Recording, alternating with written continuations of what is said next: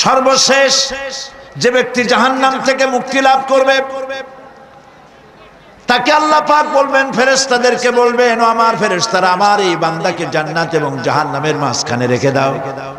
জান্নাত এবং জাহান্নামের মাঝখানে লোকটি যখন থাকার জায়গা পাবে, সে জান্নাতের দিকে তাকায়া দেখবে আর কাঁদতে থাকবে।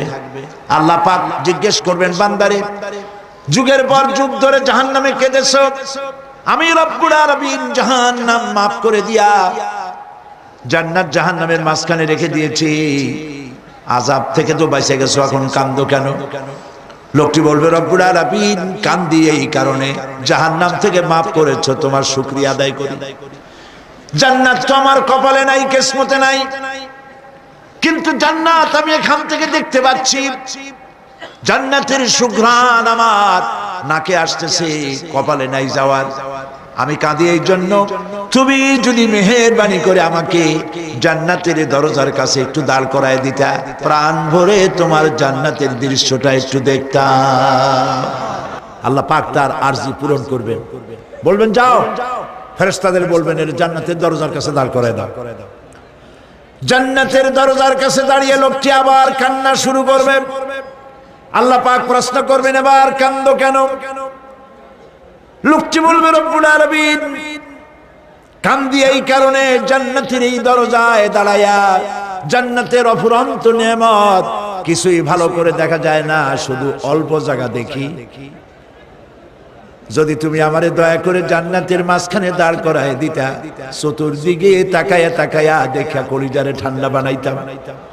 তবে আমি ওয়াদা করি, জান্নাতের কোনো নাজ নেয়ামত, কোনো ফল আমি খাবো না, ধরবো না, সইব না। একটুখানি মেহেরবানি করে মাঝখানে দাঁড় করাইয়া দাও, জান্নারে ঠান্ডা করি। আল্লাহ রব্বুল আলামিন ফেরেশতাদের বলবেন, আমার এই বান্দারে জান্নাতের মাঝখানে দাঁড় করাইয়া দে।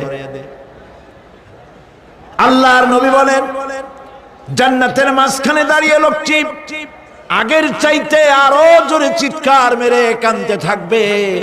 আল্লাহ পাক বলবেন, বান্দারে কি হলো তোর? দরজার কাছে আসতে চাইছিলে, আইনা দিলাম। আবার এবার মাঝখানে আসতে চাইছো, তাও এনে দিয়েছি, আবার কান্দো কেন? লোকটি বলবে, রব্বুল আলামিন এবার কান্দি এই জন্যে, তুমি যখন দয়া করে একটিবার জান্নাতের মাঝখানে এনে আমাকে দাঁড় করায় দিয়েছো, তুমি রহমান রহিম গফুরুর রহিম, এই জান্নাত থেকে আবার আর বাইর করে দিও না। আল্লাহ রাব্বুল আলামিন বলবেন, ও আমার বান্দারে, আমার এই জান্নাত তোর খুব পছন্দ হয়েছে নাকি? লোকটি বলবে, রব্বুল আলামিন কলিজা ঠান্ডা হয়ে গেছে, ভাবতেও পারি না এই জান্নাত এত সুন্দর। আল্লাহ পাক বলবেন, বান্দারে, এরকম একটি নয়, দুইটা নয়, তোর জন্য আমি 10টা জান্নাত এরকম রিজার্ভ করে রাখছি। সুবহানাল্লাহ। আল্লাহ পাককে ভয় করে পৃথিবীর সমস্ত পাপ থেকে যারা নিজেকে রক্ষা করবে, আল্লাহ তাদের জন্য এই জান্নাত রেখে দিয়েছেন। সুবহানাল্লাহ। সেই জান্নাতের রিসিপশন আপনারা আন্দাজ করতে পারবেন না, রিসিপশন কারে কয়। কি এর প্রধানমন্ত্রী আর প্রেসিডেন্ট, 4-5টা পুলিশ আর আর্মি এসে একটা ছট করে সেলুট মারলো, বাস শেষ হয়ে গেল, এরকম না। জান্নাতীদেরকে রিসিপশন দেওয়া হবে। জান্নাতীরা যখন আল্লাহর হুকুমে জান্নাতের দিকে যেতে লাগবে, আর যখন জান্নাতের কাছে চলে যাবে, আল্লাহ রাব্বুল আলামিন শোনায় দিচ্ছেন, হাত্তা ইযা জাউহা ফুতিহাত আবওয়াবুহা ওয়া ক্বালা লাহুম খাজানাতুহা সালামুন আলাইকুম তিবতুম ফাদখুলুহা খালিদিন। সুবহানাল্লাহ। জান্নাতীরা যখন জান্নাতে প্রবেশ করার দরজার মুখোমুখি হবে, দ্বার রক্ষীগণ তখন বলবে, সালামুন আলাইকুম, আল্লাহর শান্তি তোমাদের উপরে বর্ষিত হোক। সুবহানাল্লাহ।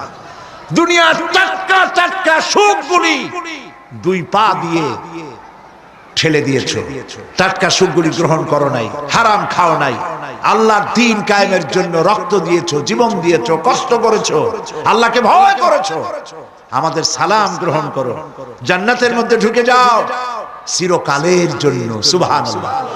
আর বাইরে হওয়া লাগবে না, চিরকাল এই জান্নাতের মধ্যে তোমরা বসবাস করতে পারবে। আল্লাহ রাব্বুল আলামিনের ফেরেশতারা বলে দিবে। জান্নাতের মধ্যে আল্লাহ পাক হুরদের সঙ্গে জান্নাতীদের বিয়ের ব্যবস্থা করে দিবেন।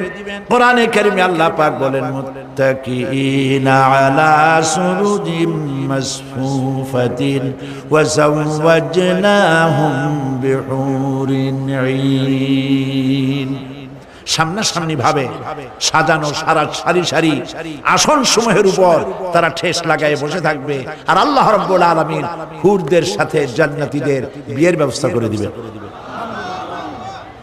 যেসব হুরের সঙ্গে বিয়ে হবে তাদের আল্লাহ পাক বিবরণ দিচ্ছেন কি রকম হবে তারা।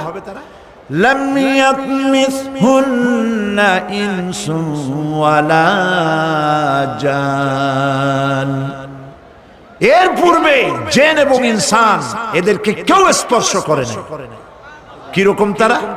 কাআন্নাহুন্নাল ইয়াকুতু ওয়াল মারজান। যেমন ঝিনুকের ভিতরে মণিমুক্তা থাকে, এইভাবে আল্লাহ পাক তাদেরকে পবিত্র করে রেখে দিয়েছে। আমার প্রিয় ভাইরা, আল্লাহ রাব্বুল আলামিন কোরআনে কারীমের ভিতরে বলেছেন, ফাবিআইয়ি আলা'i রাব্বিকুমা তুকাদ্দিবান। জান্নাত দান করে আল্লাহ পাক এবার জান্নাতীদেরকে সম্বোধন করে বলবেন, ইয়া ইবাদি লা খাউফুন আলাইকুমুল ইয়াওমা ওয়ালা আনতুম তাহজানুন। হে আমার বান্দারা, লা খাউফুন আলাইকুমুল ইয়াওম, আজ আর কোনো ভয় নাই। সুবহানাল্লাহ, সুবহানাল্লাহ। আজ আর কোনো ভয় নাই, কোনো চিন্তাও নাই, আরামে এই জান্নাতের মধ্যে বসবাস করো। এরপরে আল্লাহ পাক জিজ্ঞেস করবেন, ও আমার জান্নাতীরা, আমি যেসব ওয়াদা করছিলাম আমার ওয়াদা মোতাবেক সমস্ত নিয়ামত পেয়েছো? তারা বলবে, হ্যাঁ পেয়েছি। সব নিয়ামত আপনার ওয়াদা মোতাবেক। কোরআন শরীফের পেটে সূরা ফাতিহা হয়েছে তা না। আরবিতে শব্দের অর্থ হচ্ছে কেন্দ্র, সেন্টার, আসল। এই জন্যে মক্কা শরীফকে বলা হয়, কোরআনে কারীম মক্কা শরীফকে বলেছে কি? উম্মুল কোরা, গ্রাম সমূহের মা। সারা পৃথিবীর সমস্ত জায়গা থেকে, শহরগঞ্জ, গ্রাম থেকে লোকেরা এখানে এসে একত্রিত হয়, সেজন্য এটার নাম রাখা হয়েছে উম্মুল কোরা। আবার সেনাবাহিনীর পতাকাকে বলা হয় উম্মুন। তার মানে হচ্ছে সমস্ত সেনাবাহিনী এই পতাকার ছায়াতলে ঐক্যবদ্ধ হয়, একত্রিত হয়, সেজন্য সেই পতাকার নাম হচ্ছে উম্মুন। অনুরূপ ভাবে গোটা কোরআনে কারীমের মধ্যে যা কিছু আছে তা সূরা ফাতিহার ভিতরে কেন্দ্রীভূত করা হয়েছে বলে এটার নাম হয়েছে উম্মুল কিতাব। এটার নাম হয়েছে সূরাতুর রাস। রাস শব্দের অর্থ হচ্ছে মগজ। মগজ হচ্ছে মাথার কেন্দ্রস্থল, আর গোটা কোরআনে কারীমের কেন্দ্রস্থল হচ্ছে সূরা ফাতিহা। সূরা ফাতিহার আরেক নাম হচ্ছে সূরাতুল কানজ, অর্থাৎ খনি, খনির সূরা। তার মানে হচ্ছে জ্ঞান বিজ্ঞানের সমস্ত খনি আল্লাহ পাক সূরা ফাতিহার মধ্যে রেখে দিয়েছেন। সুবহানাল্লাহ ওয়া বিহামদিহি। এর আরেকটা নাম হচ্ছে সূরাতুল ওয়াফিয়া, অর্থাৎ পূর্ণত্ব, পূর্ণত্ব প্রাপ্ত। এই সূরাটি হচ্ছে একমাত্র সূরা যা খণ্ডিত করে পড়া যায় না। কোরআন শরীফের যে কোনো সূরাকে অংশবিশেষ তেলাওয়াত করে নামাজ পড়তে পারেন, অংশবিশেষ পড়তে পারেন, কিন্তু সূরা ফাতিহা হচ্ছে এমন একটি সূরা যে সূরা খণ্ডিত করে পড়া যায় না। পড়তে হলে সবটাই পড়তে হবে, এজন্য এটার নাম হচ্ছে পূর্ণত্ব প্রাপ্ত। এটাকে বলা হয়েছে আসাসুল কোরআন, অর্থাৎ কোরআনের ভিত্তি। 30 পারা কোরআনের পূর্ণাঙ্গ ব্যবস্থা পেশ করা হয়েছে, তার ভিত্তি হচ্ছে সূরা ফাতিহা। এটার নাম হচ্ছে সূরাতুল হামদ। প্রশংসার সূরা। যেহেতু সূরা ফাতিহায় আল্লাহর প্রশংসা দিয়ে ভরা, এই জন্য এটার নাম হচ্ছে সূরাতুল ফাতিহা। এর আরেকটি নাম হচ্ছে সূরাতুশ শুকর, শুকর করা, কৃতজ্ঞতা প্রকাশ করার সূরা। এই সূরাটির মধ্যে মানুষ আল্লাহ পাকের অসীম অনুগ্রহের শুকরিয়া আদায় করে বলে প্রশংসার মাধ্যমে, এই জন্য এটার নাম হয়েছে সূরাতুশ শুকর। সূরাটির নাম আরেকটি নাম হচ্ছে সূরাতুদ দুআ। এই সূরাটি একটি দোয়া, একটি প্রার্থনা, আল্লাহ পাকের কাছে প্রার্থনা করা হয়, সেজন্য এটার নাম হচ্ছে সূরাতুদ দুআ।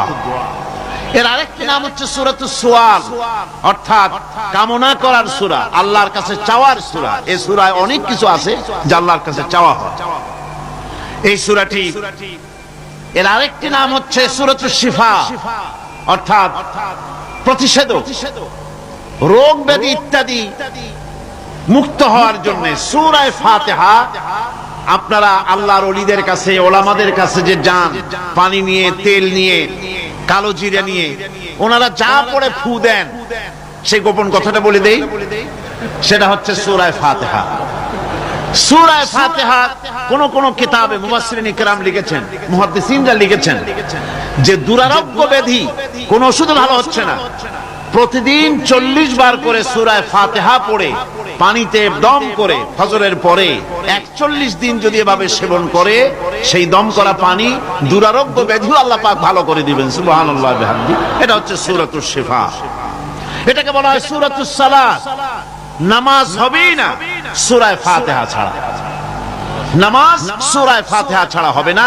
এই জন্য লা সালাতা লিমান লাম ইয়াকরা বিফাতিহাতিল কিতাব, হাদিস শরীফে এসেছে সূরা ফাতিহা ছাড়া নামাজ শুদ্ধ হবে না, নামাজ জায়েজ হবে না। সেই জন্য এটার নাম হচ্ছে সূরাতুস সালাত। কোরআনে কারীমের এই সূরাটি, এটাকে হযরত পীর সাহেব কেবলা একটি আয়াত তেলাওয়াত করে বলেছেন সাবউল মাসানি। এটা হচ্ছে নিত্য পাঠনীয় সপ্তবাক্য, যে 7টি বাক্যকে সব সময় পড়া লাগে। তার মানে হচ্ছে যে ব্যক্তি নামাজ পড়ে 5 ওয়াক্ত 24 ঘন্টার ভিতরে সূরা ফাতিহা একেবারে কম করেও যদি হয়, তাহলে 40 বার এই সূরা 24 ঘন্টায় নামাজি ব্যক্তিকে পড়তে হয়। এই জন্য সবসময় পাঠনীয় এই সূরাটি। সূরাটি মোট অক্ষর সংখ্যা হচ্ছে 113, শব্দ সংখ্যা হচ্ছে 25টি। এটি হচ্ছে সূরা ফাতিহা। একটি রুকু, 7টি আয়াত। নাজিলের অবতীর্ণ হওয়ার স্থান হচ্ছে মক্কা আল মুকাররমা। রাসূল করিম সাল্লাল্লাহু আলাইহি ওয়াসাল্লামের মক্কি জিন্দেগিতে সূরাটি অবতীর্ণ হয়। শুরু হচ্ছে সূরা ফাতিহা।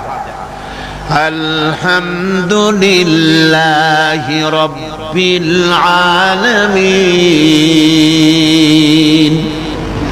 সূরা ফাতিহা আমি বলি এটি যেন একটি অভিনন্দন পত্র। এটি কি? অভিনন্দন পত্র। বান্দা দিচ্ছে তার রবকে, রবের ভাষায় শেখানো অভিনন্দন পত্র বান্দা তার রবকে প্রকাশ করছেন, দিচ্ছেন। অভিনন্দন পত্রে 3টা জিনিস থাকে, আপনারা লক্ষ্য করে শুনলে বুঝতে পারবেন ইনশাআল্লাহ। একবার ভাবুন যে কত বড় কথা 30 পারা কোরআনের মধ্যে যা আছে তার সবটা আল্লাহ পাক তার সারাংশ সূরা ফাতিহায় ঢুকাইছেন। তাহলে এটা জিনিসটা কি, এটা বুঝতে হবে এবং সেই ধরনের অন্তর নিয়ে, মন নিয়ে বসতে হবে আর বুঝতে চেষ্টা করতে হবে। আমি ধীরে ধীরে আপনাদের সামনে পেশ করব ইনশাআল্লাহ, বিইজনিল্লাহ, বিমাশিয়াতিল্লাহ, বিফদলিল্লাহ। সূরা ফাতিহার মধ্যে আমি বলেছি এটা একটি অভিনন্দন পত্রের মতো। কি রকম? অভিনন্দন পত্রে 3টা জিনিস থাকে। কয়টা জিনিস থাকে? 3টা। প্রথমে থাকে প্রশংসা। অভিনন্দন পত্রে প্রথমে কি থাকে? প্রশংসা। 2 নম্বরে থাকে পরিচয়। 3 নম্বরে থাকে দাবি। 3 নম্বরে থাকে দাবি। প্রথমেই দাবি করা